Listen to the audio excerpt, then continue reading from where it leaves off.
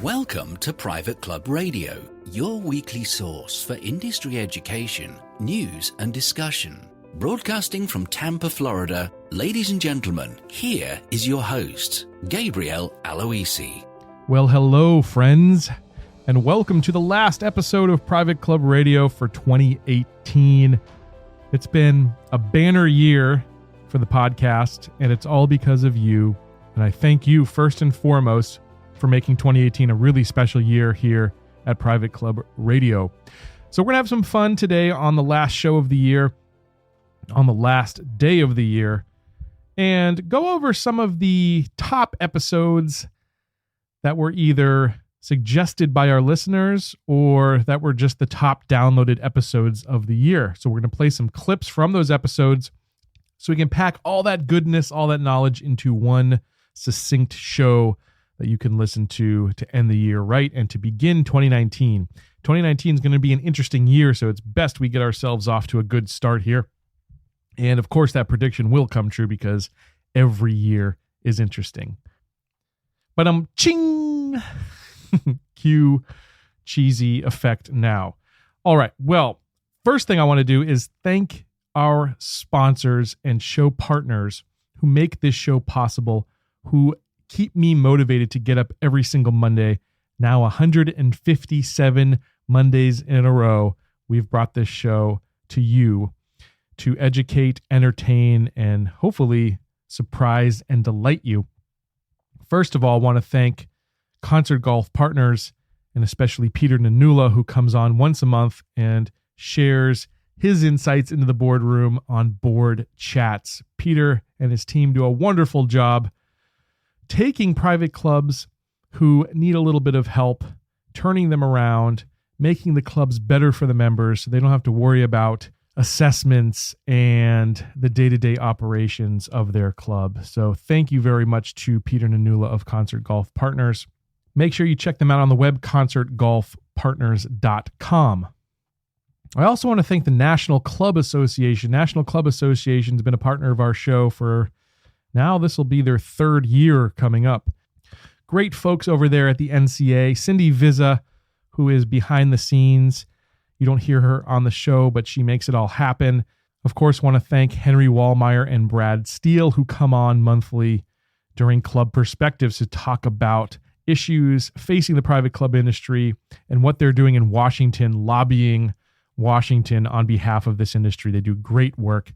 Check them out, nationalclub.org.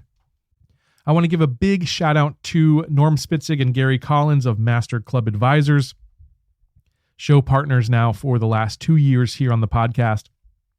They come on and share their years of experience and knowledge on Masterclass presented by Master Club Advisors. Their firm is an executive search firm. They're placing general managers, food and beverage managers, and other hospitality professionals around the country. They also run some wonderful symposiums, some education seminars that they usually team up with Club Benchmarking on and do a fantastic job there as well. So thank you to Master Club Advisors. Check them out, masterclubadvisors.com. Lastly, would like to thank Professional Club Marketing Association. PCMA came on this year as a show partner. You've heard from Hannah Eanes, Donna Coyne, and Rick Coyne on the show, and the PCMA is dedicated to helping membership professionals around the country further their careers and help build membership around the United States. Thank you to the PCMA. You can check them out at askpcma.com. Lastly, I'd like to thank the fine folks of Toro. We had Andy Brown come on this year talking about what Toro is doing for the golf club industry around the world. He spoke mainly to the European, North African, and Middle Eastern market, but Toro helps clubs around the world save water, become better stewards of the environment, and keep their course in pristine condition. Thank you to Toro. Check them out at toro.com. Now, like I said at the beginning of the episode, it's been a banner year here at Private Club Radio. We had consistently more listeners just about every single month. I was going to go over the top countries here, the top 10 countries that listened to Private Club Radio in 2018, and just thank the folks from these fine countries. United States leading the pack as would be expected, 19,738 listeners from the United States. Next up on the list was the United Kingdom, 1,149 listeners from the United Kingdom. Thank you all over there. Canada, number 3, 483 listeners of Private Club Radio from Canada. Number 4, Australia, Down Under. Thank you, Aussies, 310 listeners from Australia this year. 216 listeners from Japan came in at number 5. And then rounding out the top 10, we had Ireland, the Netherlands, Singapore, Sweden, and Germany. That's your top 10 for 2018. Thank you, thank you, thank you. I think now the show has been heard by approximately 140 countries around the world, give or take, because I think that we stopped counting a while back. But thank you all for listening to this show. It's because of you, once again, that we get up every single Monday to bring you an episode and spend a little time with you in your car, on your bike, when you're walking, when you're sitting at your desk, wherever it is that you listen to this show. Thank you, thank you, thank you. Well, we're going to get right into the best of 2018 now and bring you some clips from the top shows of the year.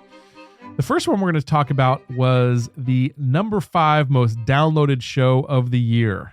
And that was Mike Hendricks of Golf Now, who came on to talk about their ride program that they rolled out early in the year. And what I love about this chat is Mike talking about the value of your key staff's time, how time is such an important resource, and how to maximize the highest and best use of that time. Here's my chat with Mike. How about in terms of time saving? I got to imagine this saves a ton of time for people when they're purchasing for their departments. Yes. And so to me, I've said this publicly many times, that if you're a golf course operator, a country club operator, a board, what have you, and you're not in a GPO, again, a group purchasing organization, or in our case, we refer to ourselves as a GPP, a group purchasing program. If you're not using something like that, regardless of whether you want to use a ride, I would really encourage everyone in the golf space to get into one of these things. And here's why. The amount of time that a chef or a food and beverage manager, a superintendent spends on shopping, to save 5 cents here. And listen, every savings matters. I would never suggest that doesn't matter. But the amount of time that some people invest in doing all the calculations every single week really takes away from what I believe they can deliver to the business in terms of being a face of the company, in terms of spending more time with the staff and really helping the staff to become better at delivering whatever that club happens to want to deliver, a phenomenal entertainment experience, a phenomenal golf course. Lots of different clubs have different goals. The amount of time that some of those people invest in every single penny, I don't really think comes back in return. I believe the ROI on that time is low. I can only speak for Ride, but in our environment, our pricing is so buttoned up and so negotiated. So we're not just negotiating with US Foods. We're negotiating directly with Tyson, or we're negotiating directly with Hormel. We're locking in pricing that nobody can get to. And we're even ensuring that inflation cannot disproportionately impact pricing. And so we will see this sometimes in a commodity environment, which certainly that's where you are with so much of this food. Maybe not plastic plates, but even some people could make that argument as well. But in a commodity environment, when a market spikes, to be in a relationship with a group purchasing program that limits the supplier from really running with that spike and kind of exponentially trying to leverage that spike, that is a place that I believe every person involved in the food service business wants to be. I'm just not certain that every golf course operator knows that opportunity even exists. Just a great lesson there from Mike Hendricks. Definitely check out the Golf Now Ride program. I'm a big believer in that. And if you're interested in it, you can also reach out to me and I'll give you some details on that program. Really, really cool stuff. All right, moving on to number 4. Our number 4 most downloaded episode of the year was Brian Friedrichs on episode 113. Here's a little piece of my chat with Brian. So what are the top 2 common objections to membership, and how do you overcome those? Yeah, what's interesting is being hills in the Northeast, the Midwest, the Southeast, the Mid-Atlantic, all of that, we see almost the exact same objections, which is pretty unique. And what's interesting though is a lot of times you're gonna respond to someone in New York far differently than you're gonna respond to someone probably in rural Indiana, right? Mm-hmm. So they have to be tweaked a little bit for the area. And that's one thing that's brought a lot of value to us to the table of the clubs is we've seen all these different things. But for instance, I think one of the biggest things that we see whenever we go in, so you have a couple of different objections. You have, right, I don't have enough time for it.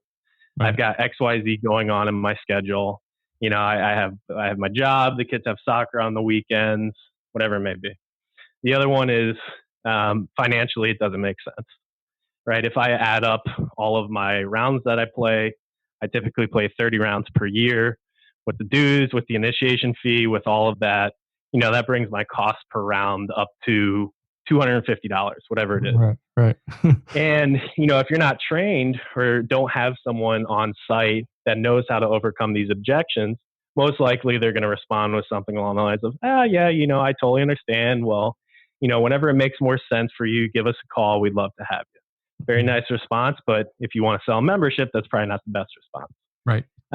Whereas, I think you always need to bring the person back to why they came there in the first place, why they were initially looking for a membership.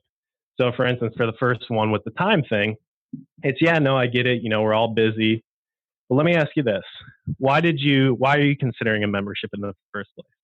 And probably you're going to get some line of answer like, oh, I want to meet people. I'm tired of the 5-hour rounds. I want a safe place for my family, whatever it may be. And by asking them that question, you're gonna know exactly how to sell them, plain and simple, right? And you latch on to that. You say, you know what? You're absolutely right. And oftentimes, many of the people that join, they're in very similar situations as you. They're busy people. They don't have a lot of time. But what they found is whenever they join, they learn that it actually consolidates their schedule, right? Mm-hmm. Because you can drop the kids off at daycare. We have daycare every night from 5 to 9. You can go out and play maybe 7 holes as opposed to paying for 18 holes because guess what? You're not paying for greens fees. Your wife, if she's into fitness, she can go to this fitness class and then guess what? Afterwards, y'all can meet over a nice dinner where the staff knows you. They know your food preferences.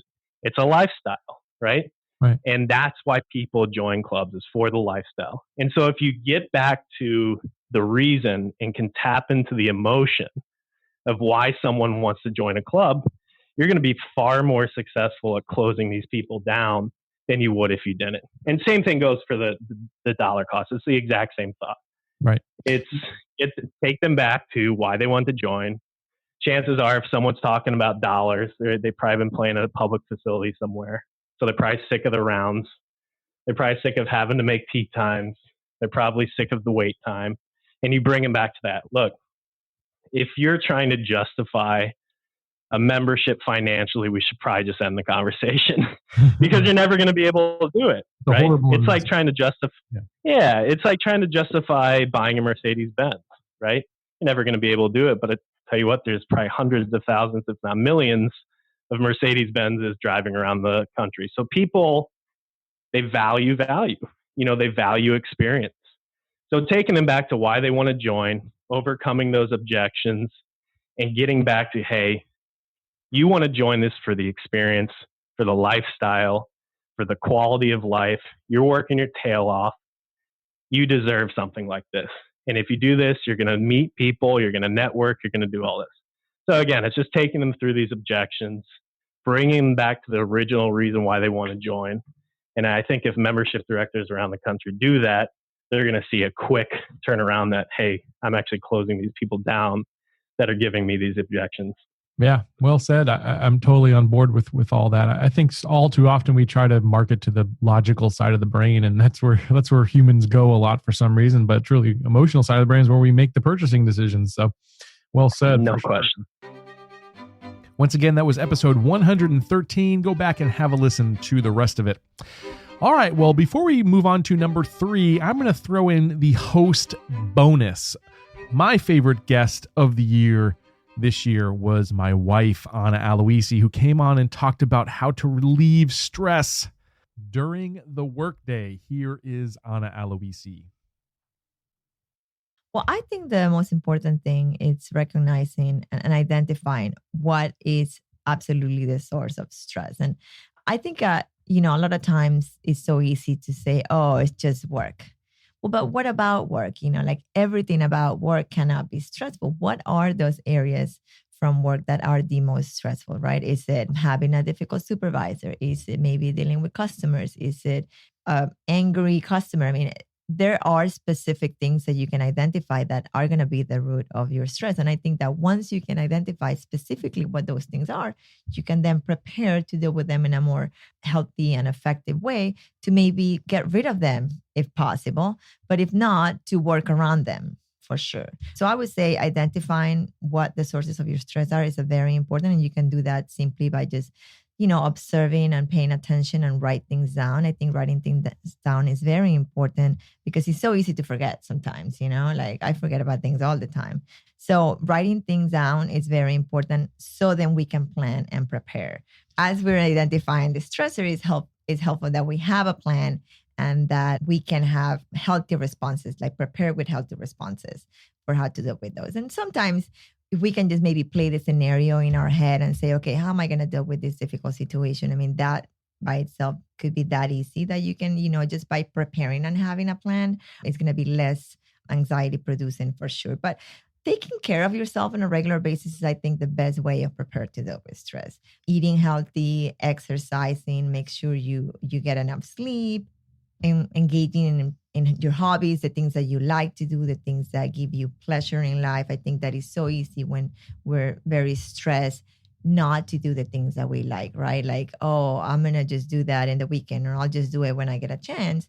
Well, what I'm saying is that is such an intricate part of keeping yourself healthy, is creating time for doing the things that you love to do, that give you pleasure, your hobbies, things that you get joy from. Because if we just sit around and wait for us to have time to do that, who knows when the next thing that's going to happen? It could be a month, it could be 2 months. But let me play devil's advocate here, because a lot of managers out there and other people working in private clubs, they don't know what's coming at them. So, they might end up having to work a 14-hour day or a 16-hour day, or, holidays get in the way and other things where they feel like they don't have time to really take time out for themselves. So what would be your answer to that?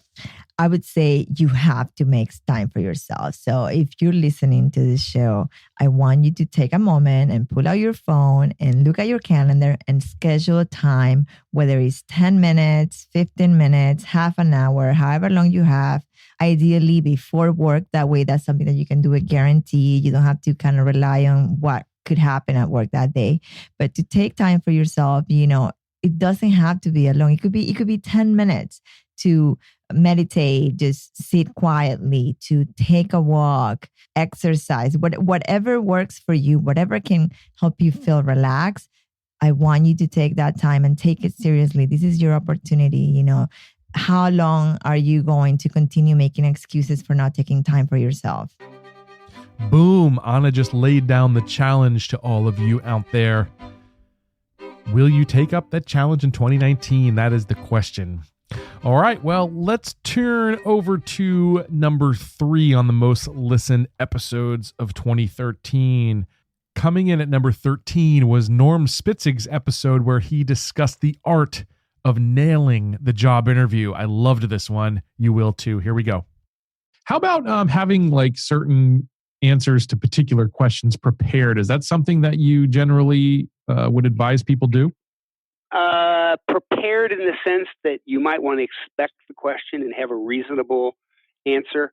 Prepared to the point where it's memorized or sounds phony is really bad. Sure. Is really bad. I'll give you one. There's a couple that you jog my memory that really just kind of crack me up almost, because I've been in so many interviews, sitting with the club boards. And a lot of times people ask that question, tell me about your weaknesses, or what's your greatest weakness, which I just think is kind of a silly question. Maybe I've heard it too often. And people will invariably say, I work too hard. And it just makes me cringe. And I've watched board members, it makes them cringe. You must have some weakness other than the fact that you work too hard. That really cracks me up. But so if that question elicits a candid response, it's okay. I think the questions are important, but what's more important is the nuance, the way you ask them, and watching the body language of how the person answers. Are there any questions, kind of like left field curveball questions, that people should maybe start to actually expect, or questions that you're hearing boards ask that folks aren't really prepared for, that they should prepare for? Yeah, let me give you some examples. I was thinking about that because when I go to the searches and I'm working with in the next 10 days, I have a list of about 7 pages of questions grouped by topic that are all variations of one sort of question that you might ask about finances or membership marketing or staff training or whatever, food and beverage. And you can ask these questions however you want. And I think they're a good guideline. But when I was thinking about these questions, I think they really almost fall into two sort of general, maybe somewhat arbitrary categories. The first are what I would call standard questions, the kinds of things that you want to use if you're a board to confirm competence, to confirm maybe integrity, and most importantly, if you can confirm a cultural fit. I think an interview wants to do all 3 of those things, by the way: confirm integrity, competence, and cultural fit. But the standard questions are, what are your biggest strengths? What are you going to do if you get in this position? What's your typical workday like? Tell me about your financial acumen. Tell me how you prepare budgets. All the sort of standard things that nevertheless are revealing. For instance, in the club world, I think it's really important that you understand club finances. You know how to put together a budget. You know how to not be snockered by some crazy committee member, and that happens, who doesn't want to raise dues, so you have an artificially inflated income budget, and then at the end of the year, who suffers? Not that person. He's off playing golf, or he forgot. You do, because you didn't meet the budget. Right. So you've got to be able to figure out how to deal with all those kind of standard questions. I like those. I think they're important, and I think they make sense. And certainly, if you're a candidate, if you're just alive, you're going to know what those type of questions are. The ones that kind of tell if you have a sense of humor, which is really important in the club business, that kind of tell if if you can handle thinking on your feet, or what I would call the quirky questions. And I like those too. A quirky question might be, how lucky are you feeling? I kind of like that. I've heard somebody actually say that. Uh-huh. I've heard somebody say, how weird are you? And these are real club questions that I've heard. What's the company? Zappos. Their famous question that they say they ask all the candidates is, what's the one question I forgot to ask? Uh-huh. And what's the one thing about you that you really don't want me to know? I would like to have somebody ask that question. Yeah. What's the one thing about you really don't want me to know? Well, one thing, it reminded me of a story a long time ago, and I won't say the name of the club. Somebody was sort of semi-famous in the club world. He was a candidate for this particular job. He wasn't brought there by me. He was brought there by the one of the guys on the board who knew him. And somebody literally asked, so why do you want this job, Tom? His name was Tom. Why do you want this job, Tom? He sat for a minute and said, I'm out of work. I need a job. And what the hell? It might as well be this club. That is really true. That's when you start to think if they're just going on interviews just to get their unemployment check. I don't know what he was doing, but you could have dropped the pin there, and people were trying not to laugh. And he said it straight up and moved right on, didn't dawn on it. That's the one thing you don't want to say, right, even if it's true. You can hear that we have a lot of fun on this show. That was one of the best stories all year. So thanks to Norm Spitzig. And again, masterclubadvisors.com is his website. Check it out. All right. Man, I gotta stop laughing. All right, number. It's like cracking me up. Number 2. All right, number 2. Fountains Country Club success story. This was a board chat, and a really good nugget came out of this that I think a lot of managers will really appreciate. One of our top listeners, Leo McMahon, specifically requested this clip, so enjoy, and thanks, Leo. If you've got one lesson, one takeaway that you could share with our listeners that would be valuable, what would that be? What we learned, and we knew this for the last 4 or 5 years, members do not know how to run a country club. And unless you got a powerful general manager who takes control, we had general managers basically listen to a lot of the board members and our members, and we're trying to make everybody happy.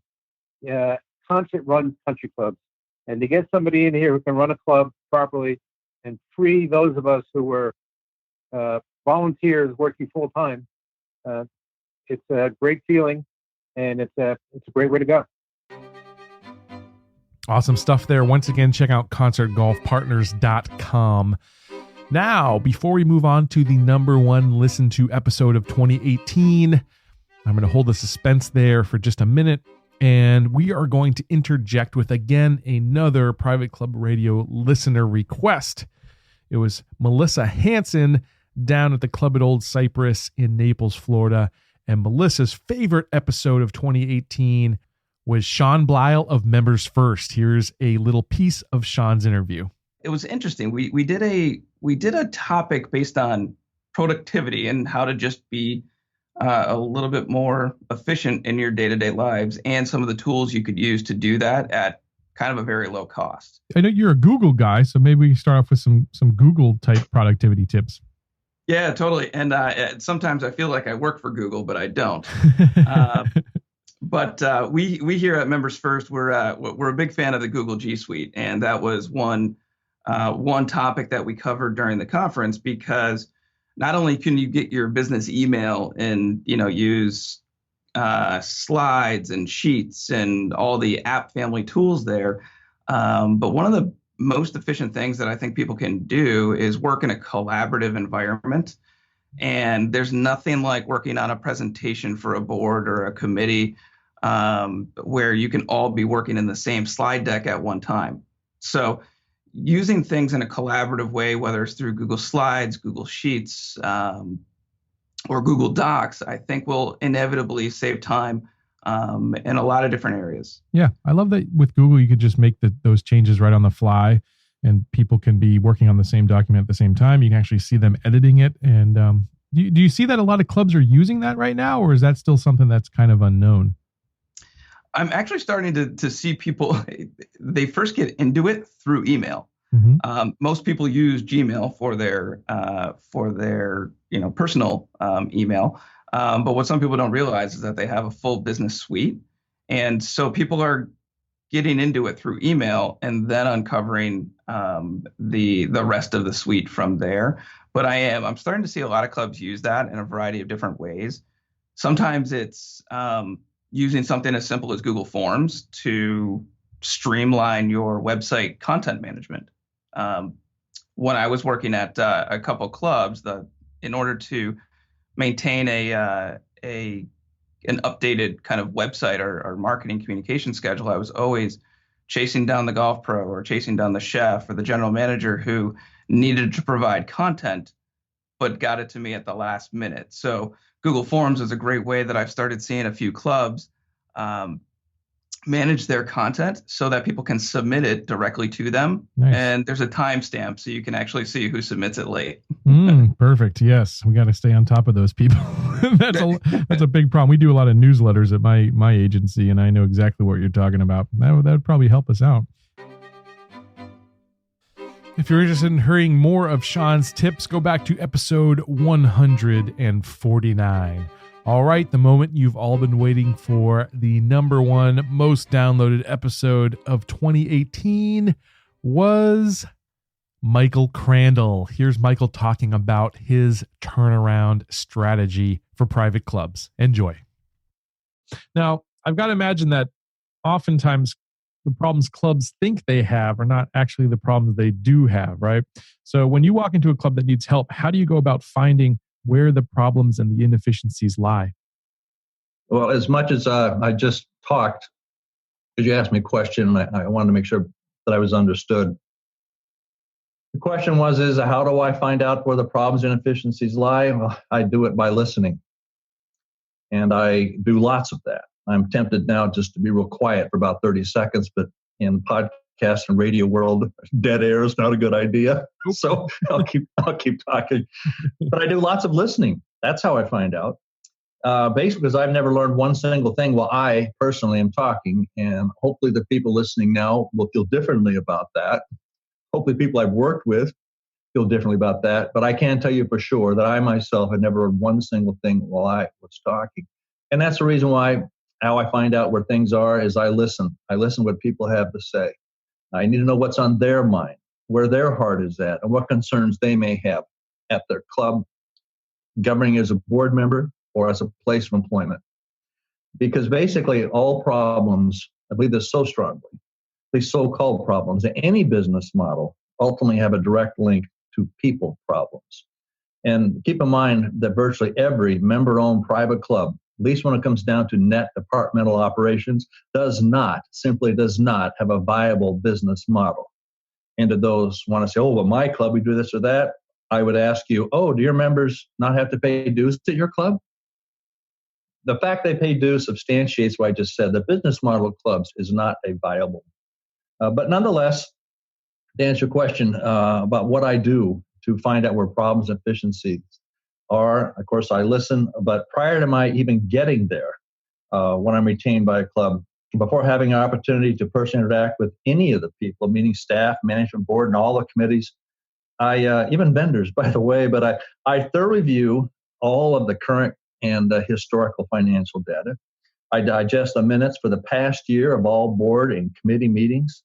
I become familiar with the bylaws, the club rules, and I digest every issue for the last year of their club newsletters, and I look up and down their website for content and appearance, and that type of background work enables me to hit the ground running, so to speak, in preparation for getting down to what really matters. And what really matters, it's back to listening and the people, and then earning the confidence of all those people involved.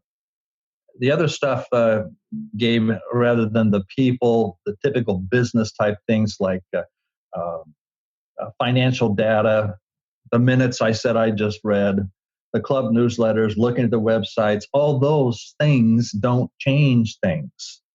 It's people that change things. So to answer your direct question, as how I go about finding out where problems and inefficiencies may be, while I do indeed do my homework ahead of time, as I just talked about, my real focus is on the people of the club, all of them. And some may say, well, why? I'm a numbers guy. I'm very detailed. You can't improve them, what can't measure. And they say, well, why would you focus on the people so much? And I would say to anyone listening, any business, by the way, just ask yourself this question when it comes to the so-called problems that you may think that you may have at your club or business or marriage, by the way. But just ask yourself this question. If by magic I had all the right people in all the right places who were all really focused and all excited about what they do, what would happen to all those problems of ours? And you think about it, the short answer is they'd all go away. Therefore, I listen and I focus on the people. Sage advice from Mr. Michael Crandall right there. What a great way to end 2018 and get ready for 2019. I am so excited to be teaming up with Michael to release our new book that will be released in Nashville at the CMAA conference. It's called ABCs of Plutonium Club Leadership, and you can begin to pre-order that copy right now. Go to plutonium.club. Plutonium.club. You can order your copy of the book.